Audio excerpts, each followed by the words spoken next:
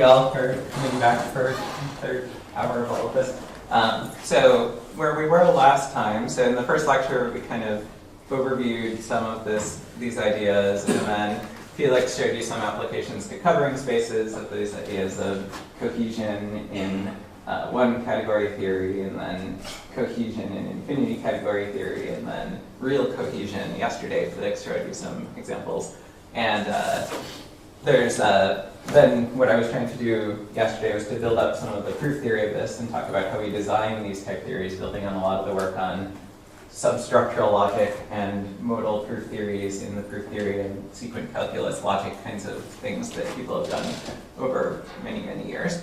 And so what I want to do today is to talk a bit about this framework that we've developed for going from what we did yesterday, which was a Unary type theory, to a Unary type theory that is a simple type theory. So no dependent types yet, but we can have more than one variable in the context.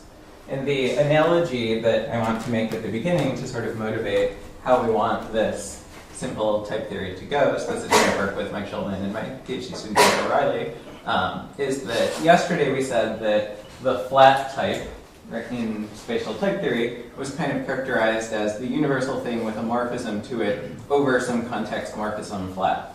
Right? We put a flat into the diagram of modalities that we wanted to have, and then said that the flat type was sort of the left adjoint or push forward along that morphism. And so this gave us the rules that there's a map from A to flat A over flat, and if you have trying to map flat A into something, then you sort of move the flat into the context. And if you think back to the first lecture back on Monday, we started with this example of a monoid in a setting like linear logic or something like that, and said that the nice way to present a monoid was as the universal map out of a comma in the context. Right? So like the idea is that A comma B entails a tensor B, and then if you're trying to map out of A tensor B, then you sort of turn it into a comma on the left and map out of that. And so now, hopefully you can see that these are really the same kind of move, in the sense that we have an operation down here, or over here, and we're saying that the type constructor is sort of the thing that represents that. So we have a notion of morphism in the base, and we're saying that the type constructor is the universal thing that's giving us that as a type, in the sense that, for example, when you're mapping out of it, you turn it into that. So there's an analogy here, and in the simple type theory version of this framework, what I want to do is make that precise. So I want to have a framework where these two kinds of connectives are in fact the same connective. We can get both of them out of the same mechanism. So what we said yesterday was that we have a unary type theory, unary modal type theory we were identifying as having a diagram of adjunctions in a mode category down here, and then upstairs we had the category of derivations, and then this was a local discrete bifibration of two categories. The idea being down here we have the diagrams, and up here we have the derivations, and then this was a way of saying what the derivations are for a given diagram of functors. And when we move to simple type theory, we're going to keep exactly the same idea of having the diagrams of things we want downstairs, and then a notion of derivation upstairs. But what we're going to do is we're going to switch our perspective from the diagrams and derivations being just two categories here to being two multi-categories. And the reason for that is that if you just forget about all this mode morphism nonsense and modal stuff and substructural stuff and just focus on what happens up here if you just cover up all of that, well, we want the upstairs to be the kind of simple type theory that we're interested in, right? So in particular, we would like the upstairs to be regular old Cartesian simply typed lambda calculus as an instance. And so that motivates taking the upstairs to be a Cartesian multi-category, in the sense of having the upstairs being regular simple type theory as one possibility, but sitting on top of another copy of simple type theory down here. And so then this projection is going to sort of annotate these derivations up here with what thing they live over down here in the same way that we saw yesterday. And so, for example, yesterday we had the idea that if we have a morphism in the base, like the flat thing that we put into our diagram of functors to generate spatial type theory, then we would have the notion of a morphism above it up here. And when we move from unary type theory to simple type theory, we're just going to make both of these levels multi. So the picture to have in mind is that we have a multimorphism down here that is a morphism with 1 through n domains and one conclusion, right? So if you want, you could just think of it as a 2-category with products and just think of this as the product together. I mean, it's convenient for us to think multi-categories, but it's not essential. And then upstairs, we'll have another kind of multi-morphism up here. And then this projection function will annotate each thing upstairs with a thing downstairs. So we'll use the same syntax as yesterday and think about it as, for example, we have the projection from a context upstairs living over the projection downstairs. And just like yesterday when we said the composition upstairs projects strictly down to the composition downstairs, we'll have the idea that the substitution principle upstairs, if I can prove A and from A I can prove C, then I can prove C, lives over the composition downstairs. Okay, so this is just saying that our functor strictly preserves identity and composition. And we're also going to demand that our functor strictly preserves the Cartesian structure of both categories, which is going to say, for example, that we have weakening upstairs that lives over weakening downstairs. So weakening is the principle that if you can prove B from gamma, then you can prove B from gamma and A. And because these are both Cartesian, we're going to weaken upstairs while simultaneously weakening this with X downstairs. And we'll have exchange upstairs that projects down to the exchange downstairs, and we'll have contraction upstairs that projects down to the contraction downstairs.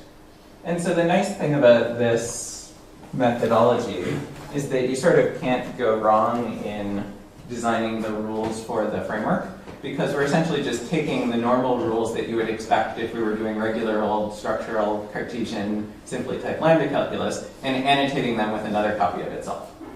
Right? So we're not going to have a problem with substitution or something like that because we're just annotating something with exactly the same structural properties downstairs. And then the idea is that we can find substructural logics and modal logics inside of this framework by using the annotations on the turnstile to restrict the shapes of contexts that you're allowed to use. So for example, if we want to do linear logic, which is the logic of a symmetric monoidal functor, then the idea is that we're going to, just like yesterday we wrote down, the mode theory for spatial type theory was drawing a diagram where we have the flat and the sharp and a junction between them, and one of them is a comonad and the other is a monad, something like that. We want to be able to now draw diagrams for a monoidal category or something like that. And in syntax, it'll look like this, but if you don't want to process the syntax, the idea here is just that inside of a Cartesian multi-category, we can talk about a monoid object, or a symmetric monoid object, or a Cartesian monoidal object, or something like that. So for example, if I say I have an object P together with a map from P cross P to P, which I'll call tensor, then that'll just give us a product about which we know nothing. I could also put in a term 1 of type P, which we'll think of as the unit, and then add some equations that say that x times 1 is x is 1 times x. If I wanted to, I could say that it's a monoid by giving an equation saying that this internal constructor, this function symbol for P times P to P is associative. If I wanted to, I could say that it's a commutative monoid, which says that we have that symmetry equation there. Because we're in a directed or two-dimensional setting, right? That is, we have a notion of morphisms inside the mode theory, right? Remember, we introduced that because we wanted to be able to say, well, flat is left adjoint to sharp. What do we need to say? Flat is left adjoint to sharp. We need some natural transformations between the functors. Because we're in a two-categorical, our mode theory is a two-category, we can say that we have a natural transformation from the identity to the constantly one thing, which is going to look like saying that this is semi-Cartesian, that is, that we have weakening, if you're thinking about it in terms of a logic. And similarly, we can say that we have a contraction, that is x to x times x, which is a Cartesian monoid there. And this is really exploiting the Cartesianness of the setting in the sense that if our framework were just a monoidal category, we wouldn't even be able to state this equation, because this equation sort of uses the meta level of symmetry in order to be able to say both x times y and y times x in the same context. If our framework were not didn't have weakening, we wouldn't be able to say this, because this is a natural transformation from the identity to the constantly one term as morphisms from p to p, and this constantly one depends on the fact that this is a multi-category where you can let variables go unused. And similarly here, this involves contracting a variable at the meta level in order to even state that you have contraction for a particular mode theory. So the reason that we're using Cartesian over Cartesian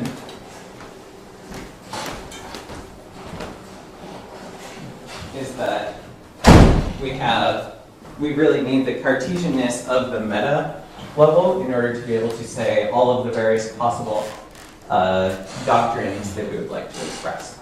Okay, and so it's hard to process this all in a very abstract sense, so now I'm just going to do a whole bunch of examples which I hope will illustrate like how you drive this car. So, linear logic first. So what we'll say is something like, let P be cross 1, let P cross 1 be a commutative monoid in M. And so what I mean by that is just in my diagram downstairs, I have an object with an operation cross from P to P, and then I have object 1, and then it satisfies some equations, right? So I'm just using that as a shorthand for the stuff on the previous slide that in particular picks up this and this, and this and this and this, and not these yet. Okay. So now the idea is that upstairs, I can have a judgment, right? Remember upstairs yesterday we were talking about judgments along flat, or judgments along two copies of flat, which is the same as a judgment along flat, and things like that. Now upstairs in the simply typed version, in the multi-categorical version, I can have a judgment like this, which is from A, B, and C, called X, Y, and Z, I can prove D, and then it's annotated with a term built up out of the function symbols that I introduced in the signature, like the tensor, and the variables from the context. Because the morphism downstairs is also dependent on these variables. And so we'll think of this as a morphism that uses X, Y, and Z. So the idea is that this is constraining the derivation of this term to make use of all three variables X, Y, and Z, in particular structured like this. Another example is I might have a judgment like this, where I've got X, Y, cross Z, parenthesized like that.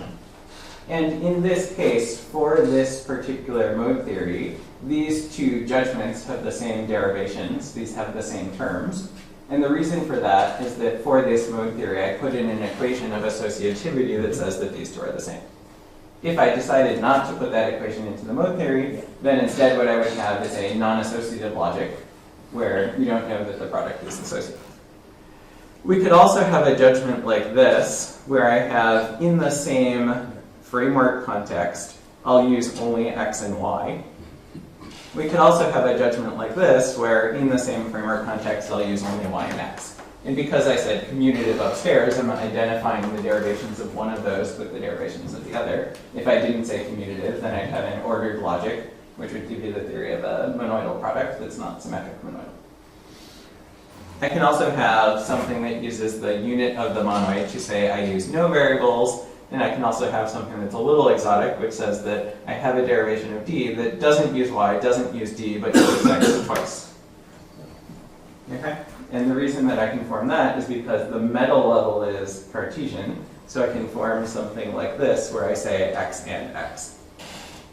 Okay, so that's just some examples of judgments that we can make. Before we can really get into examples of what this means, we need to introduce at least a little bit of types. So remember yesterday we had the picture of, I want a flat that's left adjoint to a sharp.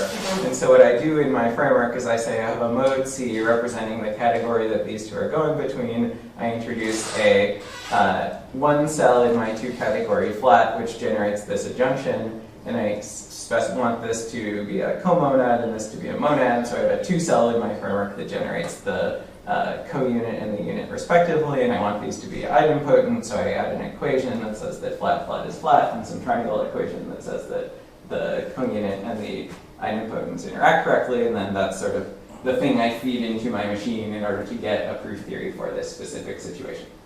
Right? So that was the thing we went over a bunch yesterday. So what I want to do next is to sort of show how the idea is that the theory of a monoid over here should, through some framework types, generate an adjunction between a tensor type and a internal hom type lollipop, which are adjoint like this. And the idea is that the tensor should be just like the flat, which was the push forward along this morphism here, and the internal hom should be some sort of right adjoint to that, which is kind of moving the other way along the tensor. Okay, so let's just focus on the tensor first, since it's a little bit easier to process.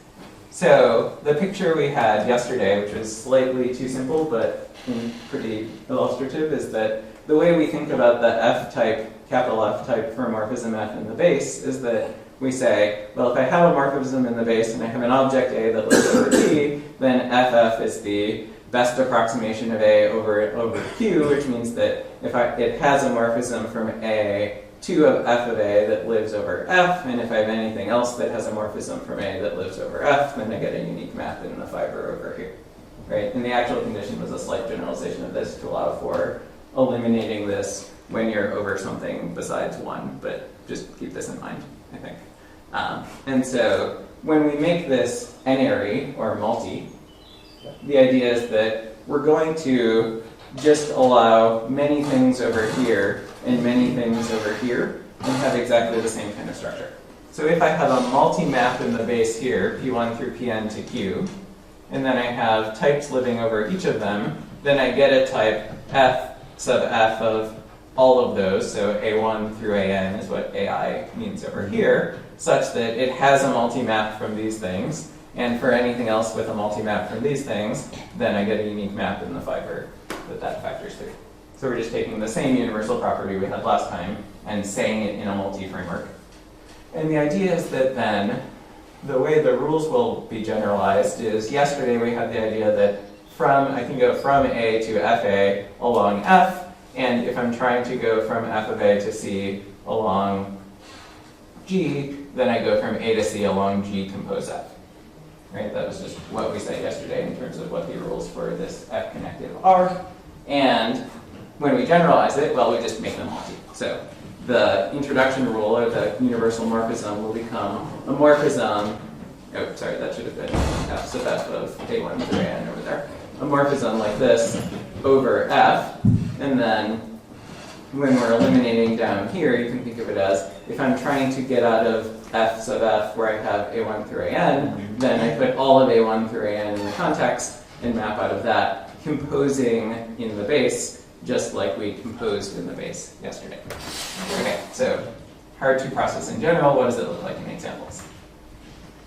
The tensor type is supposed to be the push forward along the tensor now of a binary thing with both A over here and B over here, which means that there's a universal map from A and B to the tensor over the tensor. And so, for example, let's think about how we get from this to the rule you might be familiar with if you know linear logic.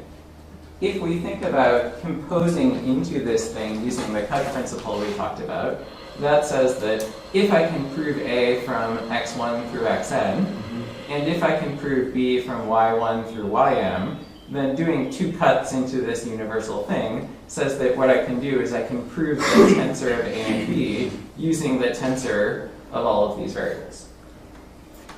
Okay?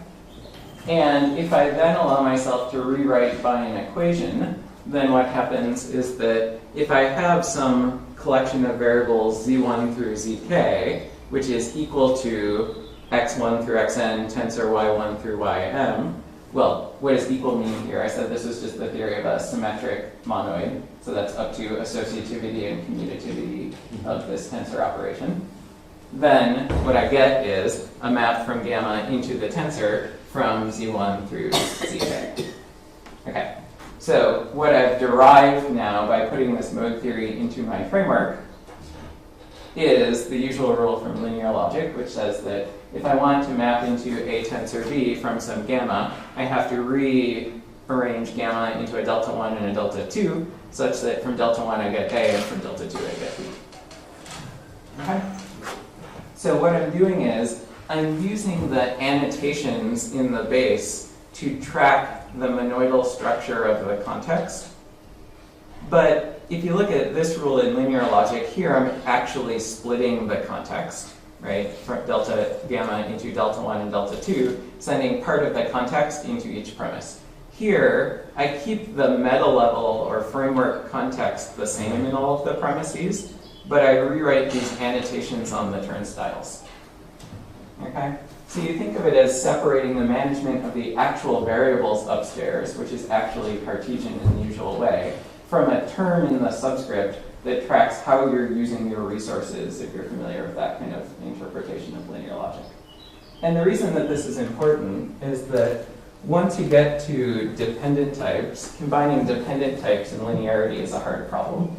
And the reason that it's hard is that different parts of the judgment can depend on things in different ways, right? You might have, if you think about making this rule dependent, then what does it mean when the type depends on some context to split your resources and have stuff up here? Does that mean that A can only depend on this part and that part or something like that? And so if we embed the whole thing in a Cartesian framework where the context of the framework stays the same, but the resources change, then that gives us a spot to consider different policies for how the type depends on things and how the term depends on things in different situations, which is important to some of the examples of cohesion that we're going to try to get to later. Okay, so that's a basic example there. What I think about this is that the proof refines the dependencies. Yes, yeah.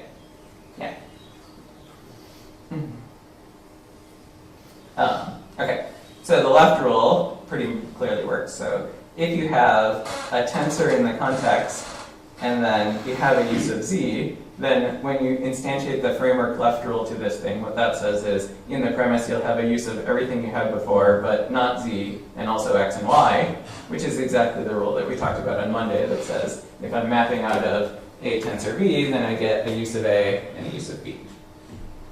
Okay. So if we instantiate the framework left rule for an F type with this particular choice of a generating tensor object that would tensor morphism that we put into the mode theory, we get the thing we would expect down here. There's one subtlety, which is kind of the trickiest part of proving soundness and completeness of a without loss of generality calculus for all of this, which is that in the framework, you can do a left rule on a variable, even if you don't have permission to use that variable in the subscript. And then what happens is, if in this case, is that if you do a left rule on a tensor that you don't have permission to use, you get a tensor B where you don't have permission to use it, then you get a use of A that you don't have permission to use and a use of B that you don't have permission to use out of it. And so what we did is we proved a strengthening theorem that says that you can eliminate these detours in a proof up to the equational theory on derivations, which is essentially the same as the equational theory on derivations that I talked about yesterday, generalized to this kind of calculus. So there's a little bit of a price to pay for embedding a substructural logic in a Cartesian framework like this, which is that it's not quite, it's easy to see that the normal rules are sound. It's a little bit less easy to see that the framework doesn't let you prove anything that you can't prove in the normal rules, because the framework sort of lets you make some moves that you can't make in the normal sequent calculus, but you can inductively eliminate them from the derivation. So, what did you mean in the previous slide? You had the variables inside the F, Oh, so, I mean, if I was doing it in de Bruijn form, then this would just be F's of tensor of 1 and 2, and then I would generate new de Bruijn indices here and put those de Bruijn indices there. I tend to write it in a named form just for clarity. So I just need to, so remember that the basic structure is a morphism upstairs over a morphism downstairs where the number of variables is the same. And so when I write it in a sort of name syntax for convenience, I'll use the same names for each variable. But sometimes it's standing for, well, in what I've shown so far, it's always just standing for the things downstairs, except the position will indicate which thing upstairs it's associated with. So it's a bit of a fun, but once you get used to it, it makes it easier to work with the terms. Okay, so where are we? So to show an example of a different mode theory, instead of saying let P cross 1 be a commutative monoid, I could say let it be a commutative monoid with a contraction cell x to x times x. And the idea is that this should correspond to relevant logic, which is logic where you have contraction, so you can use an assumption more than once, but not weakening, that is, every assumption must get used. And so the way that that factors into proofs then is that if you're trying to construct a term of type tensor here from Z1 through Zk, well, before we said Z1 through Zk has to be equal to this split of resources. Now what we say is that it has to have a natural transformation to this split of resources.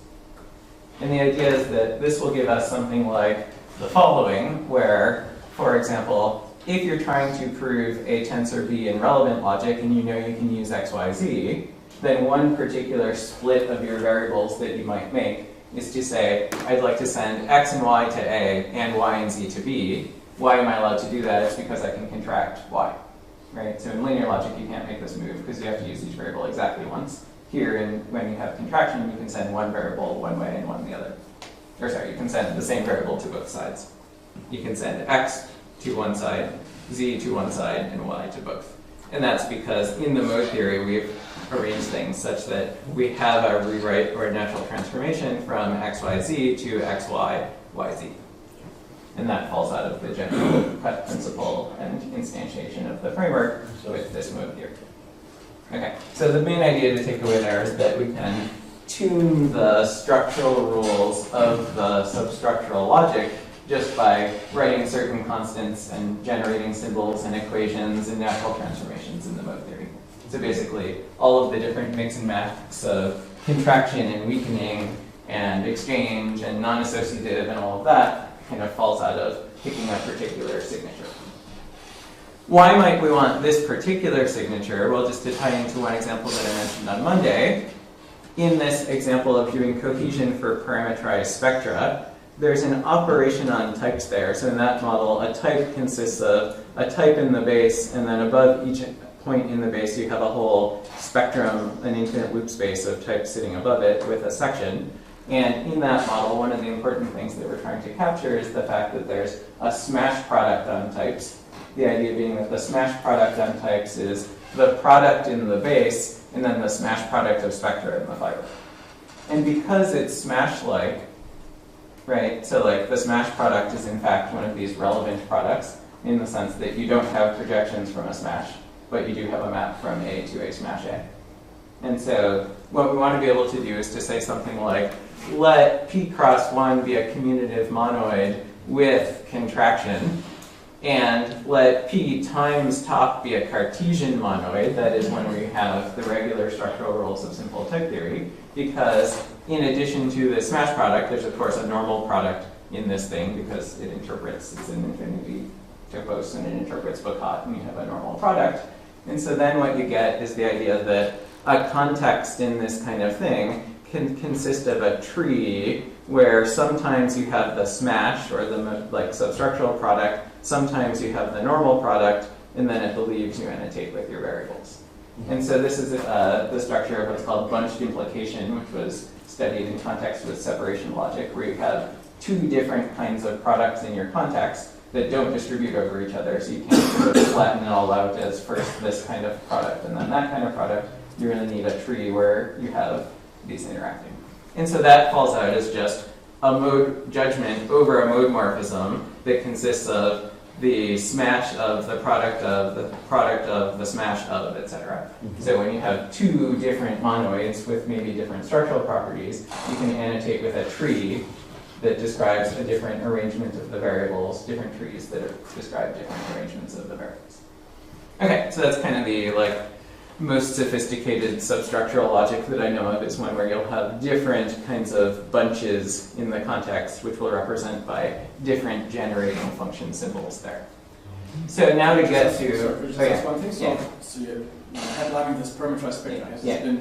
Is this a done deal? No. So Eric Finster, and I think with Andre Joel came up, I'm not quite sure about the history of this, but I know that Eric and Andre convinced themselves that the parametrized spectra was an infinity topos. There's this idea that we can but that is all in ordinary high category theory. It's not type theory. So has this been... So what happened is Eric came to visit me, and with Ed Morehouse, who's a postdoc at Wesleyan and my PhD student, we started to work out a type theory for this.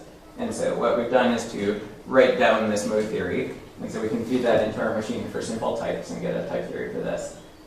Later, if I have a little time, I'll sort of talk about the extension of this framework to dependent types. And one thing we're working on now is to say that if we kind of feed this mode theory into that machine for producing dependent type theories, then can we get a cohesive HoTT that interprets into this out of it? But it's nowhere near done yet. It's just sort of a hope at this point, intended application.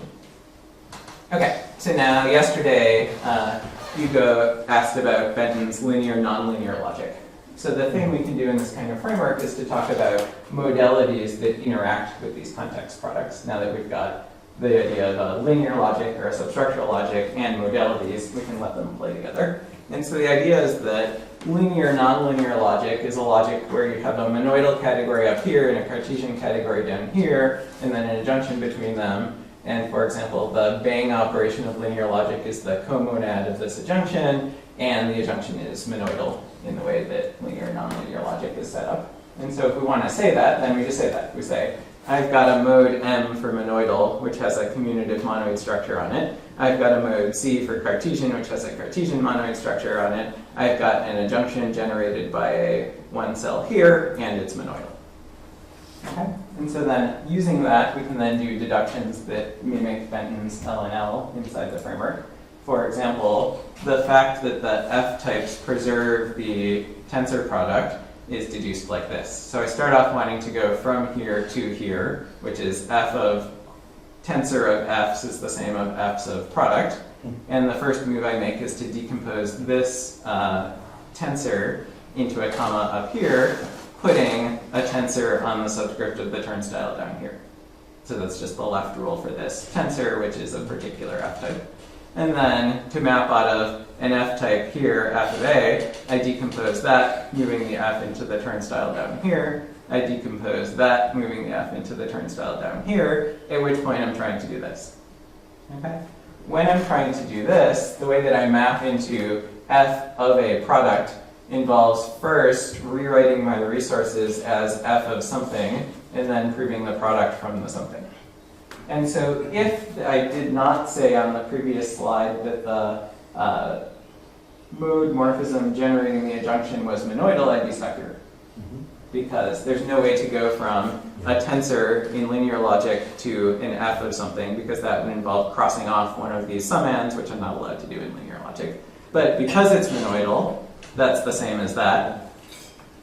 And then what I'm left with is trying to do that, which is the universal property of that type, which is one of these push-forward types. Okay? So all this is saying is that the rules for the F-types kind of preserve what you put into the framework. So you draw a diagram in the framework saying that a generating adjunction, mode morphism generating an adjunction is monoidal, and then you get something that's monoidal in the framework. And so you can say that a mode morphism preserves a monoidal product strictly or up to isomorphism or laxly or not at all. It's just something you say as part of saying, I'd like to work in the doctrine of a particular kind of substructural logic. You get that. We need the right adjoint here. So yesterday we talked about the U-types, right, which were the fibrational lifts along the mode morphism here, which says that I have something here, then there's a best approximation of it over here, or a final approximation of it over here. And we can take those U-types and apply them sort of in exactly the same way inside of our new framework for simple types here. And so then what we get, for example, is that if I'm trying to prove a right adjoint of A like this from some variables, then what I do is I move the subscript of the u to the outermost thing in the subscript here. And that's the same as the picture we had here, which yesterday, which is sort of the generalization of this picture to where we had composites. So what this says is that if I'm trying to prove the right adjoint here, I move the left adjoint to, so think of it as a map from the product of all of these variables into this right adjoint. That's the same as a map from the left adjoint applied to all of these variables into A. So you can see the adjunction in this here. And so what happens then is that if the generating mode cell is monoidal, then this pushes inside. And what I end up with is the functor applied to each variable individually in the premise. If it's not monoidal, then you have to stop here, and you get one of these bunched implication kinds of contexts. And that's what you'll see, I think, in Boss's talk next after the break, is the situation where you don't necessarily know that this distributes through the context, giving you an annotation on each individual variable. Instead, you might have an annotation on a whole chunk of context at once. So when I was talking about spatial type theory yesterday, there was this idea that what I'm doing is sort of, like, we talked about sort of how you use the framework we talked about yesterday to generate what happens to a single variable in spatial type theory. And then I kind of hand-waved at the fact that, well, if you have multiple variables, you just do the same thing to each variable. Okay? The fact that that's the rule is really coming from the fact that your modality preserves products or preserves sigmas or preserves whatever's in your context. So in general, there's no reason to expect that, but when that's the case, you get something simpler. So for example, if we talk about our running example of a mode theory for spatial type theory where I have the flat left adjoint to the sharp, we wrote it down by this signature that we reviewed a few minutes ago, then really what we should be saying in the simply type framework is that not only do we have this generating a junction, but the category that we're talking about has a Cartesian monoidal structure, and flat preserves that. Okay? So if we do that, then we can formally derive something like this rule for sharp that we talked about yesterday, which was the weird one. Felix used this in his example of applications of spatial type theory, where if you're trying to map into sharp A, then you make all of the variables in the context, the ones that started out as flat variables or the ones that started off as cohesive variables, into flat or crisp variables over here. So where does that come from? That comes from this general framework rule for, or can be expressed as this general framework rule for a right adjoint that says, for example, if you're trying to prove sharp of, sorry, that should be A, well, to match that, that should be an A, not a C. But if you're trying to prove sharp of something, then what you do is you move that to a flat over on the other side over here. And the basic operation would be to take a flat of the whole context all at once. Flat of y cross flat z. But if in our mode theory we say that flat preserves products, then that's the same as flat y cross flat flat z. Because we're just distributing that flat of into each component. And then if we say in our mode theory that it's idempotent, that's the same as flat y cross flat z. And in the simply type case, so think of this delta as y and this gamma as z. This context would naturally be interpreted as flat of y cross flat of z. And so we're deducing that this rule is sound from that kind of movement in the mode. If we didn't have something that preserved products, then we wouldn't be able to sort of think of it as just thinking about an annotation on each variable individually. Instead, we would need kind of a bunched implication kind of thing where we keep track of where in the context we applied the functor.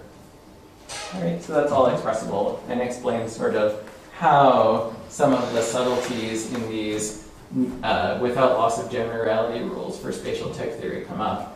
And of course, in spatial type theory, it's much more complicated than this because we're not just thinking about a simply typed lambda calculus where this is a product. We're thinking of this as a dependently typed lambda calculus where these are all sigmas. And so you need to think about how your left adjoints interact with sigma types.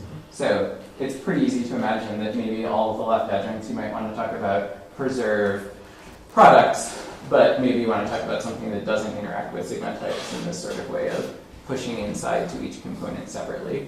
And so in that case, you would not want to sort of think of it as a pushing down to the leaves and talking about an annotation on each variable individually. You'd really want to talk about it as applying a modality to the whole context at once. So we really recovered that by passing to this Unary framework. Okay, so I won't go over the details of it, but we made the F-types Unary and got tensor out of it.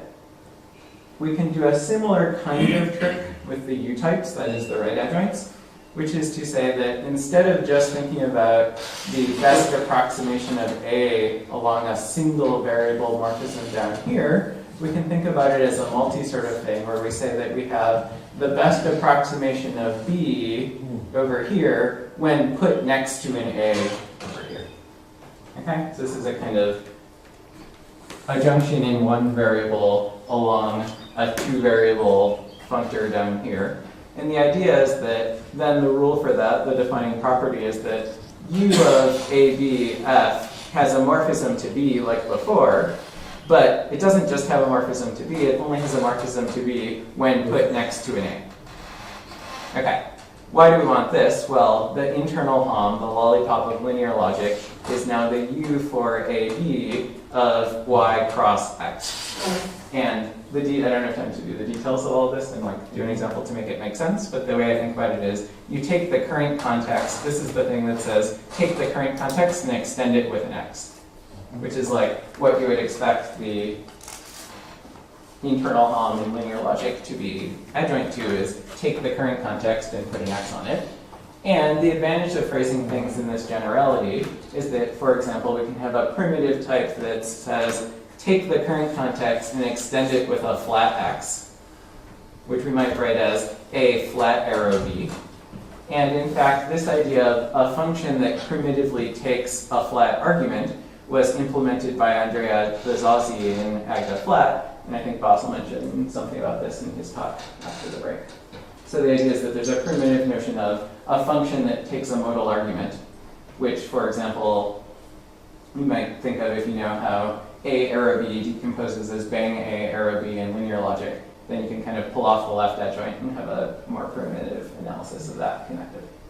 Okay, so that's all in stuff that you can look at. So the main idea that we've arrived at here is that we have a sort of multi-generalization of the left adjoints that we had yesterday that unifies the Unary left adjoints, like flat, and substructural products, or non-substructural products, if you make the mode theory the right thing. We have an Unary generalization of the right adjoints that unifies the right adjoints and the other kinds of right adjoints, like the internal hom. And then in the paper, we give a cut-free sequence calculus and study soundness and completeness, and prove soundness and completeness for a bunch of rules. Okay, so in the last few minutes, I want to say just a couple of thoughts about how we would extend this all to dependent types and the work in progress that we have done on that so far. So, for the computer scientists in the crowd, the picture that I have in my head of dependency here is that when we have a dependently typed sequent or when we have a sequent like this in dependent types, then there's a lot more choices about how things depend on other things. The reason being that B depends on X in some way, and let's think of that as maybe B importing X at version 1.7. If you imagine sort of like some kind of like code importing some other code, you've got different versions of the code, maybe it imports version 1.7 of X. Well, the term C might import X at some other version, but also want to use Y. And if the term C uses Y and also uses X, but the way that Y uses X is not the way that the term uses X, then you need to stick some sort of adapter here that relates the way that the term uses Y to the way that the type of Y, so the way that the term uses X to the way that the type of Y uses X, in order to have sort of a consistent import of the two things. The type over here might also use X and Y, but maybe it uses it at a different version, 1.8, than the term uses it at. Well, then it also needs an adapter from version 1.8 to version 1.7 over here in terms of how it uses it. And then we want some relation between the way that the term uses the variables and the way its type uses the variables, which turns out to be an adapter from the way that the term uses x to the way that the type uses x that commutes with the way that they both use y. Okay? And so this is saying that we want to sort of have consistent imports of all of the variables across all of the different uses of the variables, where each piece of syntax in the judgment gets to pick how it uses each of the variables. So this is kind of the most general kind of dependency you could think of, because what we said in the simply typed case is that the term decides, each term decides how it, or each term gets its own individual specification for how it uses variables. Now, each type in the iterated sequence of types involves terms, and therefore uses variables somehow. And the term uses variables, and the type of the conclusion uses variables, and we somehow need to make sure that those are all consistent. Okay, if you don't like my version number thing, then the more mathematical version of this is that suppose you have, just change the symbols, suppose you have two comonads, so this will come up in Felix's talk tomorrow, you have flat and the reduced, which are two comonads where the counit for one factors through the counit for the other. Then the idea is that each piece of syntax might import things according to one comonad or the other. They might use it through that comonad, or use it like along flat or along R. And then you want to make sure that all of these different uses of the modalities are consistent. Okay, so that's the thing we're shooting for. And the way we're going to work towards that is that yesterday we talked about unary type theory as a fibration of two categories, and introduced the idea that the base should be two categorical to be able to talk about these natural transformations in the first place. And today we introduced the idea that if we want to have something that looks like simple type theory, then what we want to do is to make the top be simple type theory, and so we'll index it over a two categorical version of itself. Putting those two ideas together, and keeping in mind that we'd like the top to be a dependent type theory, then we can play exactly the same trick, but have a dependent type theory over a two categorical dependent type theory down here. Okay? And so the intended semantics for this, instead of being a locally discrete bifibration of Cartesian two multi-categories, would be some kind of locally discrete bifibration of comprehension categories, because we want each of these things to be a dependent type theory. But, well, we need this space to be two categorical, so we're going to talk about comprehension by categories in some sense, instead of comprehension categories. And so what the syntax for that looks like, so we're still working on making precise exactly what we mean by a locally discrete bifibration of comprehension by categories. There's some work by Richard Garner, but he takes a comprehension by category to have invertible paths at the two level, whereas we want this to be directed down here. The syntax, but the nice thing is that the syntax looks essentially the same as before.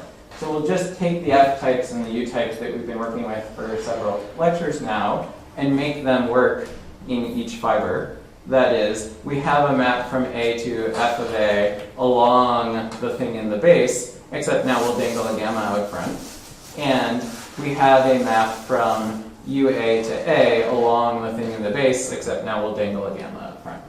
So we're not really changing the notion of the type constructor. We're just sort of, in the same way that when we moved from unary type theory to simple type theory, we kind of kept the same type constructors or generalized them in sort of an obvious way. We're keeping essentially the same type constructors, but generalizing them in sort of an obvious way, which is basically just taking the thing I said before and making it dependently typed in the only way that sort of makes the rules type check.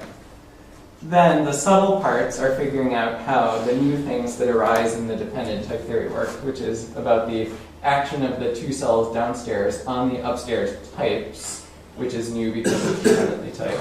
Thinking about the action of the two cells inside the mode theory itself, because the mode theory itself is now dependently typed, and thinking about then how we steer this ship and what the mode theory should be. And so this is work in progress that we're trying to work out all the details of all of this, but we've got a pretty concrete guess about what the syntax is and a pretty concrete guess about what the semantics is, and we're trying to work out all the details and make the two fit together.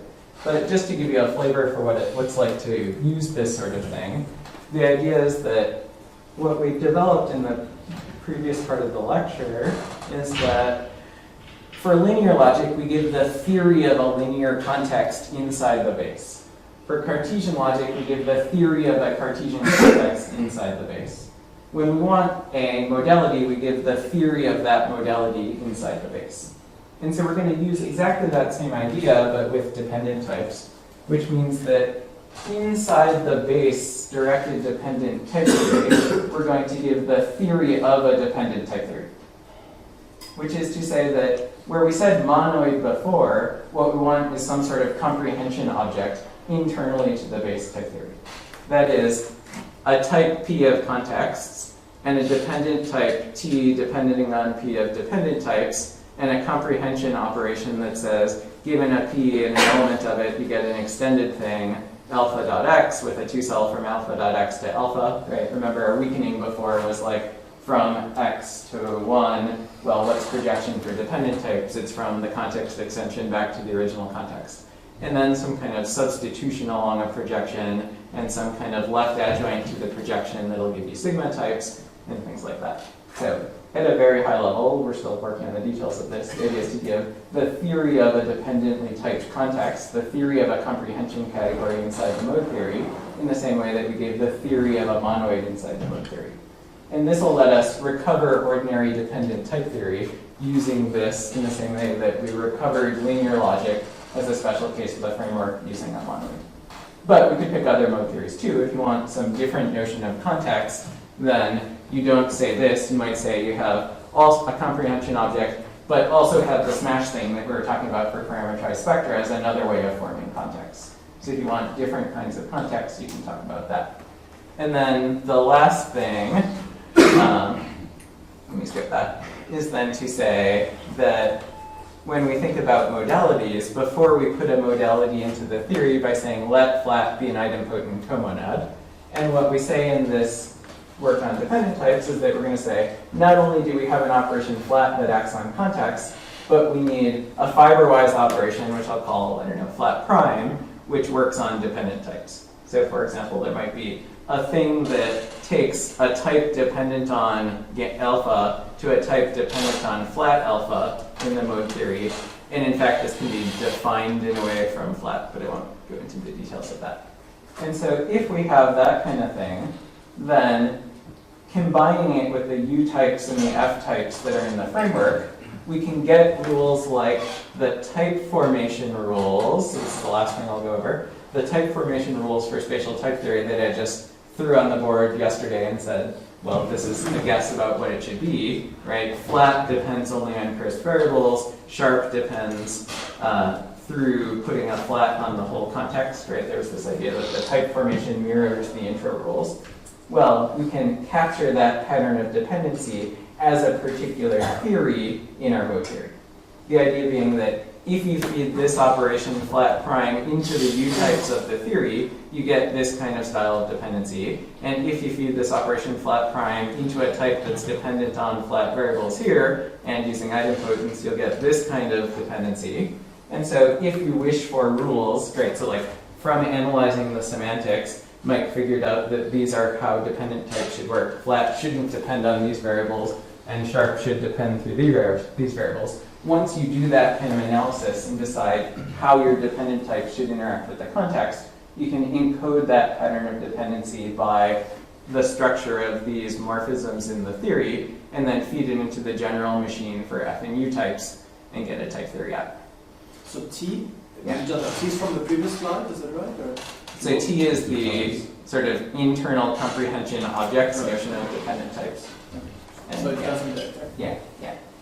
There. Okay, so I know that was quick, and a lot of this is still work in progress, and we're still kind of going towards a nice way of formulating all this. But the idea is just to say that now, when we get to modal dependent type theories, we have a lot to think about, because we have to think about how the terms depend on things, but also how the types depend on things. And the way in which the types are formed depends on the way in which the types depend on their context is sort of flexible and different in different applications, and we need a framework where we can account for that. But we think that this technique of sort of taking the thing you want, dependent type theory, putting on top of a slightly categorified version of itself, and then using the push forwards and pullbacks along the base morphisms as your general notion of type, will let us account for this sort of thing in the same way that we saw it account for the flat and sharp modalities in simple types yesterday and in unary types yesterday and in simple types today,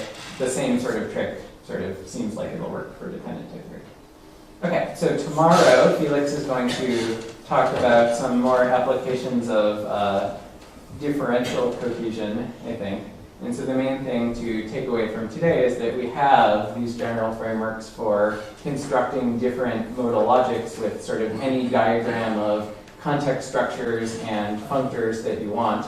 And so hopefully that'll convince you that the kind of thing that Felix talks about tomorrow, where we have a pretty complex diagram of functors, well, we might someday eventually be able to construct a nice type theory for that sort of thing.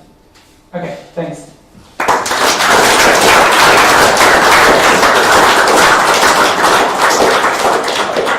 We have a few minutes.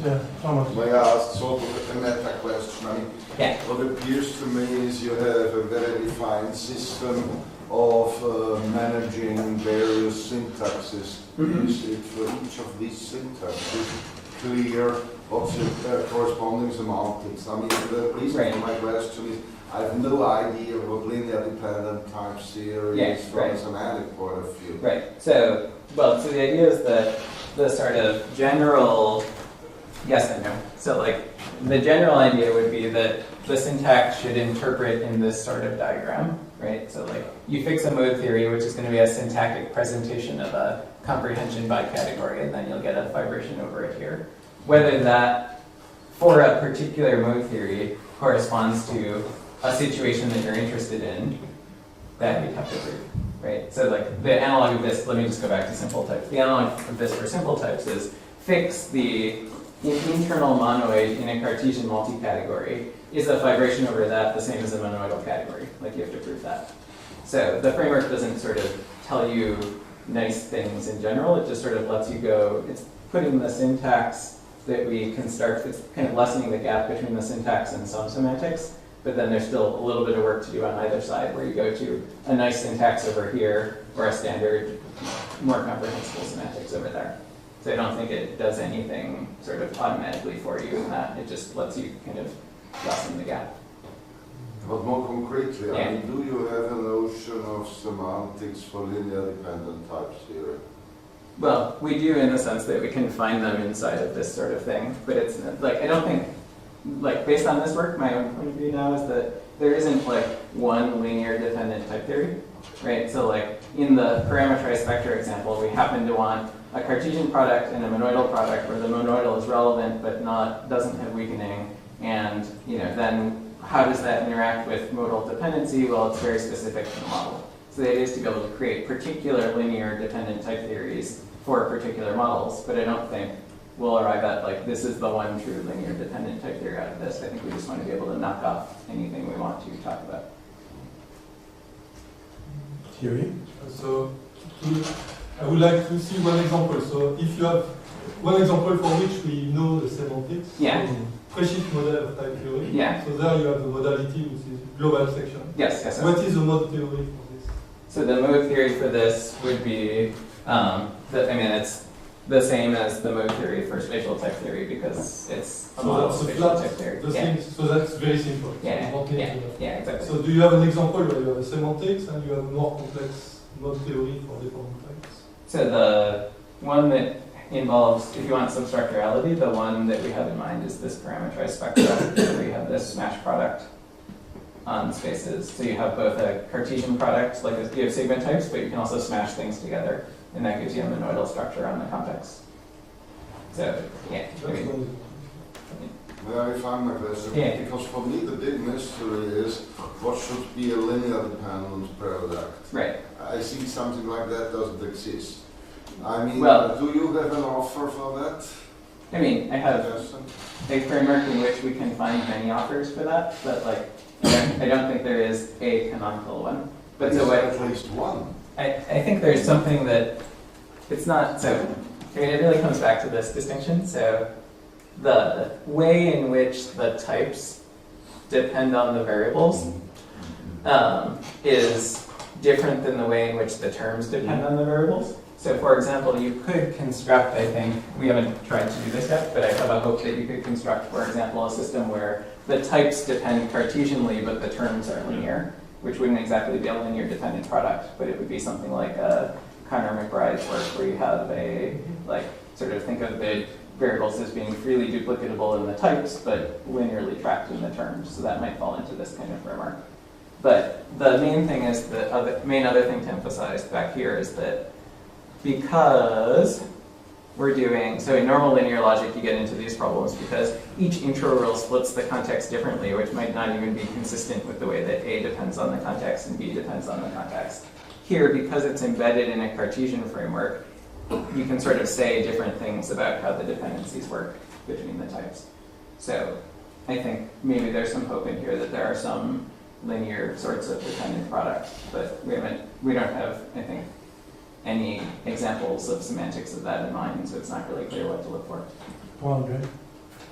Yes, so I think an important aspect is closure. Yes. So the idea of building a logic inside a fiber, because this is what you're doing. Yes. Mm-hmm. Yeah. You want to have tensor product, but also you want to have implication. Yeah. You mentioned implication at some point. Yeah. So in the case of the dead tensor product, and this was really the origin of all this work on refinement types, you want a functor which maps Cartesian product to Cartesian product, but also implication to implication. So it's a Cartesian closed functor. Right. And so in your definition of A implies B, the question is, would you like to have your category of variables to be closed? Right. In that sense, that would be compact closed. Right. And then define A implies B as a pullback of the construction. Yeah. Is it hidden here in your... Well, so we've talked about this. The way that Mike thinks, this is maybe more a question for Mike, but the way that Mike thinks about the semantics, so there's a way to take this diagram here and interpret, so like if we think of, if we think of M as being syntactically presented, so that's a free thing, then we can interpret M in cat, or in some appropriately categorified version of cat. We can interpret D in sort of a universal one of these over it.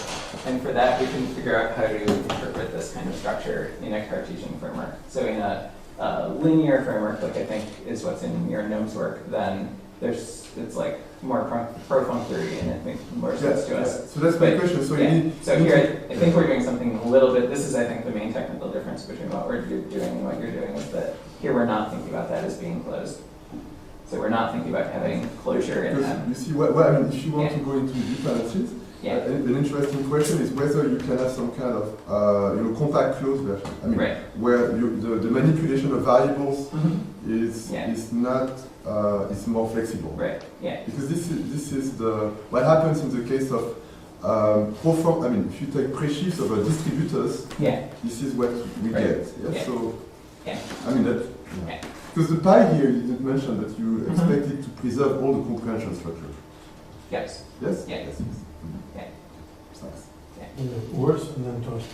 How about universes in the mode theory for? Yeah. So right now I don't know anything to say about universes. So like if we make a distinction like Mike was making between like doctrines and theories, or 3 theories and 2 theories, if you saw that MLab post, then like right now I think of those as sort of axioms that we put in that aren't sort of part of the doctrine, rather than something that we have something to say about in general. But maybe there is something to say, I don't know yet. But yeah, right now we've just been sort of trying to get the basic. I mean, the thing for me is that there's some types that all they do is manipulate the context, right? That includes products and exponentials in linear logic terms. And we're trying to get a framework where the products and exponentials are sort of expressed. And then you can add additives to that in sort of the normal way, where you just put in branching rules. And then I don't know if universes would fit into sort of the framework in a way where like it would be part of the theory, or if it would be sort of something you add later to the type theory. Josh, did you have a question? Yes, I mean the danger is if you wait so long for your question that it gets answered in between, So I want to ask about Connor's stuff, but you sort of indicated already that you think it would be maybe an instance. In the simply typed version, we did n-linear types as an example. So like you can have, in particular, the theory for n-linear types is just, you have this tensor, and I said that you can mention x tensor x because it's Cartesian, and that's 2 uses of x. So n uses of x is just x tensor x n times. So that's for dependent types. My hope is that we can take that mode theory and feed it into, once we have the framework for dependent types, feed it in there and recover Connor's thing or Bob Atke's version of it as an instance of it, as a particular mode theory. Like that's one thing we've been targeting as an example, but we're still kind of working on what the dependency type framework is enough to be able to say yes or no. But it would be good design criteria that should capture or have an instance. And in fact, the way that this type theory works actually matches the Bob Atke version that corrects the substitution bug better than the Connor version, in the sense that there's no notion of modality on the right in the judgment. Like you don't have x colon context A, you just have the context N. I have a question. Yeah. I'm convinced, at least persuaded by the examples, that there are enough different exotic examples to justify the level of generality that you guys are working in, which is very extreme. But it's, well, I mean, at first I was a little skeptical, do we really need to do it at this level of abstraction? But you've given lots of different examples. But there are some examples that behave well enough that one can somehow intuit the right rules without needing the framework. And it's not because they're more simple, because like the axiomatic cohesion with the 3 adjoints independent type theory is not a simple setup, but somehow it behaves well enough that Mike was able to intuit the right rules. So here's a question. Does the framework allow you to analyze what's special about those examples? Because it's not just that they're simpler, they're in fact quite complicated. But there's something special going on there.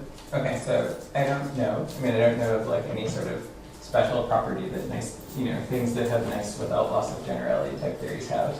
But the history of spatial type theory is that like Mike and I were working on the Unary thing that I talked about yesterday. Got far enough to like have the mode theory, and Mike came up with the mode theory in the Unary sense, in the Unary type theory. So at first we had the one where you have cohesive spaces over spaces and all of those, and then Mike said, oh wait, we can just think about the idempotent monads on cohesive spaces because that's what we do in Licata anyways, and then kind of jumped from there to the dependent types by thinking about the dependency. But the mode theory for that was important in the history of all of this in the first place. So I don't think it's, So idempotence is maybe one feature that simplifies, things become more degenerate so that you can... I mean, there is a sense in which the more your thing looks sort of like independent variables, the easier it is to make a type theory out of it. And the fewer kinds of context states that you have, the easier it is to make a type theory out of it. So maybe there's something about just sort of the less complex your mode theory is and the more finite it is, then you have better stuff. But I don't think there's anything like, the framework doesn't tell you anything formal about like, this type theory will have a nice without loss of generality. That's what I thought. That's sort of like the work that you do after you've instantiated the framework to come up with good usable rules. Okay, this is the last of Dan's talks, so let's start.